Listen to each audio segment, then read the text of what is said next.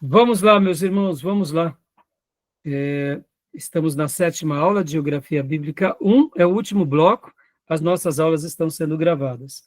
E agora nós iremos trabalhar no capítulo de número 13 do livro-texto.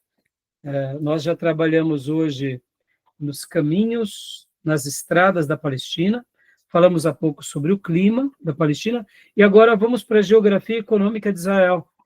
E no final do meu módulo da aula anterior, ainda desse módulo, dia de hoje, eu mencionei aos irmãos que a educação e a economia, elas trabalham juntas. Eu sei que é muito importante estudar, sim, mas quando a gente não tem recursos para estudar, a gente acaba trabalhando para sobreviver. E mesmo que passemos momentos difíceis em nossa vida, trabalhando para sobreviver, nós precisamos sempre abrir um espaço da nossa vida para aprimorar a nossa vida na questão do estudo. Porque somente estudando nós crescemos e ampliamos e melhoramos o nosso trabalho e, naturalmente, otimizamos as coisas e, dessa forma, prosperamos. E, com a prosperidade, podemos, então, estudar mais e fazer isso em escala. Podem ver que as grandes economias do mundo, geralmente, elas têm um nível de alfabetismo muito mais elevado. Por quê? Porque elas priorizam. Eu sei que muitas famílias que passaram por dificuldades e problemas, e privações, seja pela guerra, seja por fome, seja por uma tragédia, diante das suas privações, eles acabam trabalhando apenas para sobreviver, mas é notório que quando esses pais, essas famílias se unem para tentar ter um futuro melhor, elas atrelam o seu trabalho ao estudo. E esses são os caminhos da grande prosperidade que Deus nos deixa. O trabalho e o estudo e o trabalho. Não tem como um povo, uma nação, uma família não prosperar se eles não unirem essas coisas. Eu sei que muitos são tentados apenas a trabalharem e deixam o estudo de lado, porque estão cansados e tiveram um dia muito difícil, principalmente nós, países subdesenvolvidos e principalmente quem mora em subúrbio, mas eu digo e desafio para que a gente nunca perca de vista o estudo. E pode ver, meus irmãos, que até mesmo na questão da revelação de Deus, Deus nos deixou um livro de propósito para nos forçar a estudá-lo, para que por meio do estudo pudéssemos conhecê-lo. Ou seja, já é da nossa origem o estudo. Assim como o trabalho é sagrado, porque o trabalho veio de Deus, o estudo é sagrado. E Deus nos deixou uma revelação que a gente só consegue compreendê-la melhor com o estudo. E no início da aula de hoje, que começamos falando sobre caminhos e avenidas e estradas, eu falei que a tecnologia ela é também o quê? Uma ferramenta que Deus nos deixou, que a gente tem que explorar. E há pouco, o nosso irmão Marcos Tomé, ele fez aqui uma apresentação para nós num recurso digital, utilizando aqui a inteligência artificial como meio para facilitar. E eu pedi agora para ele, né, abrir aqui o capítulo 13 nessa inteligência artificial, que é o notebook lm.google.com, que ele vai trazer o mapa mental da síntese desse capítulo, a síntese, e como eu disse, né, o mapa mental de tudo que a gente vai estar tratando aqui agora. Então, né, pode abrir, Tomé, para a gente, por gentileza? Olha que legal. Aqui, né, sobre essa questão da geografia econômica de Israel. Deixa eu só fazer um comentário aqui, irmãos. Há uma citação de Calvino, que ele diz que Deus é o maior economista que sempre existiu no universo. Porque tudo que Deus cria, nada se estraga, tudo se recicla. A palavra economia tem a ver com isso, com administrar de tal forma em que otimizamos, né, ora o trabalho, ora os gastos, e ora maximizamos o que é a produtividade. Pode ver que quem sabe economizar, ele sabe o quê? ele sabe otimizar o seu ganho, preservar o seu ganho, ele sabe gastar o que é, vamos dizer assim, o que é necessário, e dessa forma ele prospera, né? E como eu mencionei há pouco sobre essa questão do conhecimento, do estudo e do trabalho, né? No mundo aonde o protestantismo chegou, o verdadeiro protestantismo, houve uma libertação muito grande de dogmas e de ensinos errados e de pensamentos até fatalistas, né? Porque nós não podemos negar que o mundo ocidental ele foi influenciado pelo cristianismo, ora romano e também ortodoxo grego. Que o Ocidente ele é criado na cultura, eu diria, voltada ao cristianismo romanizado e também o cristianismo ortodoxo. Por outro lado, a gente sabe que esse romanismo ele foi, na minha opinião, né, irmãos, uma desvirtude daquilo que os pais da igreja tinham criado. E a reforma protestante, ela nada mais é do que uma retomada daquele começo do cristianismo de Jerusalém, de Antioquia da Síria, e que foi preservado pelos mártires e pela patrística. Então, países em que aceitaram a reforma protestante, por exemplo, vocês veem que historicamente são países que prosperam, porque dentro do princípio do catolicismo, você sempre está dependendo de um rei ou de um líder religioso, ou de uma religião institucionalizada. E o protestantismo, a sua essência, é a ruptura contra isso. É a ruptura contra essa dependência. É uma libertação. Só para vocês terem uma ideia, na Idade Média, por exemplo, se um filho nascesse num lar onde o pai era um ferreiro, possivelmente as próximas 10ª gerações daquela família seriam ferreiro. Se ele era um agricultor, as próximas 10ª gerações seriam agricultores. Havia uma exceção muito pequena em algumas famílias, muito pequena. Então, o que acontecia na Idade Média? Por isso que, quando até estudamos aqui História Eclesiástica 2, que nós falamos muito daquela fase que foi do sistema feudal, em que havia os suzeranos, né, e que havia os vassalos, aquilo se estabeleceu por gerações. Na Reforma Protestante, foi a retomada daquilo que acontecia na igreja primitiva, e que era vivida, inclusive, na patrística, que é essa libertação, porque numa família de ferreiro, a filha e o filho não necessariamente tinham que ser ferreiro. Eles iam agora poder o quê? Ter a sua ferramentaria e poderiam pagar agora para o filho estudar aquilo que o filho quisesse. E se o filho fosse um gênio na literatura, ele ia se tornar um gênio na literatura. Ou se ele quisesse se tornar, por exemplo, um arquiteto, ele ia para a arquitetura. E podem ver que os países que aceitaram a reforma protestante, houve essa libertação, porque agora você não está mais debaixo de um rei e nem de uma religião, porque agora Cristo te libertou de tudo.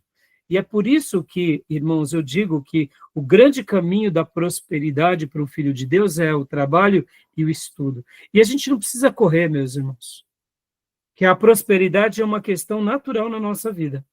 Podem ver que o testemunho que muitos lares dão logo depois que eles se convertem, né? Isso é uma verdade. Então, aqui, só para a gente começar aqui, e vamos parar nesse mapa mental aqui da Terra Prometida, né? Então, estamos no capítulo de número... como que se diz, né? Estamos aqui no capítulo de número 13. Canaã, pode pôr para nós?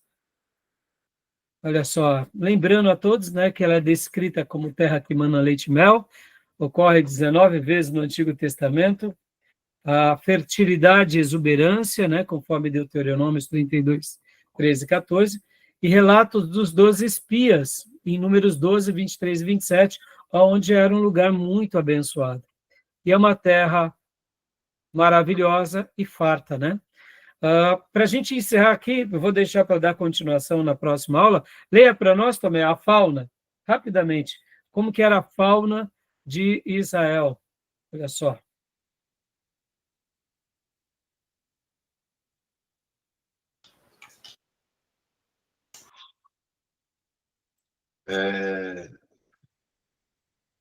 Os animais mencionados na Bíblia tinham cerca de 120 nomes.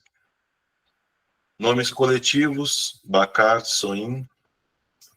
Exemplos de animais mencionados, por exemplo, leão, gafanhoto, bois, vacas, jumentos, caprinos, camelo, cão, coelho, lebre, entre outros. Lista de animais puros e imundos. Referências bíblicas adicionais em Salmo 104, Provérbios 30, Jó 39 e Isaías 11. Dificuldade em traduzir nomes de animais. Fauna palestinense exterminada, com incêndios e derrubada da flora.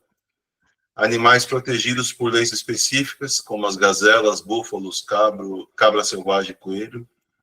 ênfase bíblica em amar e proteger animais. Profetisas com nome de animais, Débora e Hilda. Tribos associadas a animais, Judá, Benjamim e Dan. E catálogo da Enciclopédia de la Bíblia, mamíferos invertebrados, aves, répteis, peixes e anfíbios. Joia.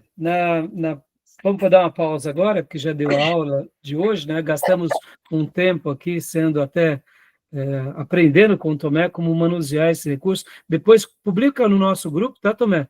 Porque eu vou estar utilizando esse mapa mental. Então, meus irmãos, né, só queria dar um destaque aqui sobre essa questão da fauna, né? A Bíblia... tá bom? Tá bom, obrigado, viu, Tomé? Mais uma vez, pode fechar aí. E obrigado, viu? A paz, meus irmãos, boa noite. Só para a gente estar encerrando aqui nosso bloco, hoje esse bloco ficou um pouquinho mais reduzido, porque a gente estava aprendendo com o nosso irmão Tomé, inclusive, que precisou sair para buscar sua filha na escola, como que usa essas ferramentas. Eu achei brilhante, irmãos. Lembra, hoje, a nossa aula, nós começamos falando sobre o quê, irmãos? Caminhos e estradas, que eram lugares de acesso, de intercâmbio, de comunicação, de espiritualidade. E olha, a inteligência artificial, as redes digitais, o mundo digital veio para chegar, como eu mencionei, dizendo e parafraseando meu amigo, é o sexto continente. A gente precisa saber nadar nessas ondas, tomar proveito e prosperar sobre isso. E expandir o reino, inclusive, aqui, né? Mas eu gostaria apenas de concluir dizendo, né, uma parte aqui do livro do pastor Ernesto Nini, sobre ainda a fauna. Uma coisa que eu gosto muito é que a Bíblia vai dar um destaque que o justo, ele cuida bem dos seus animais. Esse texto. A Bíblia ensina a amar os animais e a protegê-los. Por quê, meus irmãos? Porque é a criação de Deus para nós. Um justo, ele cuida bem, ele trata bem, ele preserva. Ele não usa do animal como algo, assim, como usamos essa palavra, é um bicho, no sentido assim que deve... Ele pode estar sujeito a qualquer coisa. Não. Ele deve ser cuidado, ele deve ser zelado, da forma pela qual Deus a deixou. É um animal. E aqui, né, nós vemos que na nossa sociedade caída e ideologizada, em que estão dando mais valores, ora maltratam os animais e ora endeusam os animais, ao ponto que os pais estão indo para os asilos, estão sendo jogados às traças e as pessoas doentes dos nossos dias estão dando mais valor aos seus pets. Então, isso é preocupante. Nós, como filhos de Deus, precisamos restaurar isso, esse equilíbrio. Nenhum problema cuidar dos pets, amar os pets. Mas todo problema quando nós amamos mais os pets do que as pessoas. Quando nós desprezamos os nossos parentes familiares e um próximo, uma criança, e damos mais valor a um animal. Então, que a gente possa restaurar, né, esse princípio como Jesus fazia. Jesus sabia colocar tudo na devida ordem. Em Jesus a gente vê um perfeito equilíbrio. Jesus restaura o papel da mulher, Jesus restaura o papel da criança, Jesus restaura até o órfão e a viúva, ele leva dignidade às pessoas, ele valoriza até o inimigo, no sentido de amar o inimigo, né, de criar leis para tratar com aqueles que erram, e ele coloca os animais e a vida. A Bíblia vai ensinar que Deus deixa a nossa vida totalmente em ordem. Tá bom? Então, meus irmãos, como ficou apertado nossa hora aqui, eu vou parar aqui, então a gente dá sequência a partir do capítulo 13, então nós teremos a nossa 8ª aula semana que vem. Ou melhor, quinta-feira, tá bom? Beleza, meus irmãos? Leiam esse capítulo para a gente fazer uma aula bem legal. Tá bom? Ok. Que Deus abençoe. Alguma dúvida, alguma pergunta? Legal. Muito bacana. Não. Olha, foi muito produtivo no nosso intervalo e eu vou estar publicando, inclusive, nas nossas páginas do seminário, essa aula do Tomé, porque, irmãos, isso daqui é maravilhoso, né? Como eu disse na minha segunda aula de hoje, a internet ela deve ser explorada, deve ser usada de forma muito positiva, e no estudo a gente tem que potencializar, e que tenham muito mais cursos em EADs, para que as pessoas se tornem autodidatas, né? E essa tomada do governo de limitar alguns cursos, eu sou extremamente contra, porque é querer fazer com que as pessoas paguem mais caro e não tenham acesso, né? Então, eu sou favorável, sim, aos cursos em loco, mas muito mais favorável também a essa popularidade. Como eu mencionei, a democratização veio e ela não vai ter jeito. Aqueles que pensam de forma contrária estão com seus dias contados, né, nesse mundo moderno, tá bom? Beleza, meus irmãos? Deus abençoe, então. Deus. Fiquem com Amém. Deus. Uma noite abençoada e bom descanso. Deus abençoe a todos. Graças a Boa Deus, noite, pessoal. graças. Até mais. Assim paz a todos. Deus abençoe. Beleza.